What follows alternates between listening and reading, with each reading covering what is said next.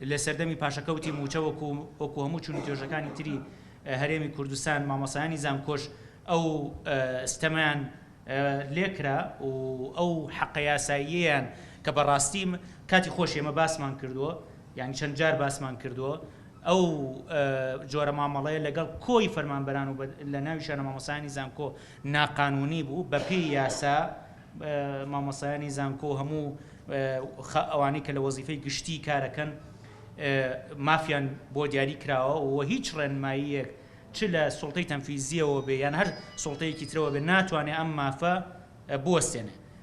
بەڵام بەداخەوە ئەوە لە هەرێمی کوردستان ڕۆی سەبارەت بە خانەنشینیش کە دواتر بە تەفسیل ڕەنگە باسی بکەین، ئەمە یەکێک بێت لە تەورەکانی گفتوگۆی لەسەر بکەین. لە ڕاستیە ئەوەی لە بواری خانەنشینی لە هەرێمی کوردستان ئێستا جێبەجێەکرێ نایاساییە. لە کۆی خانەنشینی گشتی ئەوەی کە لە هەرێمی کوردستان جێبەجێەکرێ نایاساییە. ئەو یاسایی کە کاری پێەکەن بۆ خانەنشینی کەرتی گشتی لە هەرێمی کوردستان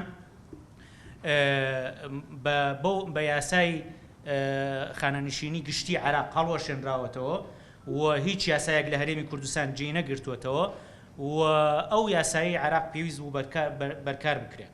ئەگەر قبول مرکزی یەک بخرێ، یعنی مەسەرەن ئێستا خوێندکارێک لە هەرێمی کوردستان بۆچی بۆی نەبێت تەقدیم کا بۆ هەموو زانکۆکانی عێراقیش و لە عێراقیشە بە هەمان شێوە بۆ ئەوەی ئێمە مادام لە ناو چوارچەوەی عێراقا ماوی نەتەوانێ من بۆ خۆم ئەوە شتێکە قەناعەتم پێی هەبووە حەزەکەم ڕای جەنابیشتان لەسەر ئەوە بزانین، چونکە ئەمە ئەتوانرێت یەکێکە لەو نقطانەی کە کاری لەسەر بکرێت. سەبارەت بە یاسای خانەنشینی ژێکێکی ترە لە ئەو بابەتانە کە ئەو یاسایی ئێستا کاری پێکرێ ئیلغا کراوەتەوانێت لە هەرێمی کوردستان. جەنابتان ئەتوانن لە ڕێگای پەرلەمانی کوردستانەوە ئەو بابەتە بجوڵێنن، چونکە بەڕاستی ئێمە ناتوانین ئەو بابەتە بجوڵێنین. کاتێ لە پەرلەمانی کوردستان بووین ئێمە هەوڵماندا، بەڵام هەوڵەکەمان نەگەیشتە نەتیجەی خۆی. ئەمە یەکێکە لە نقطەکانی تر.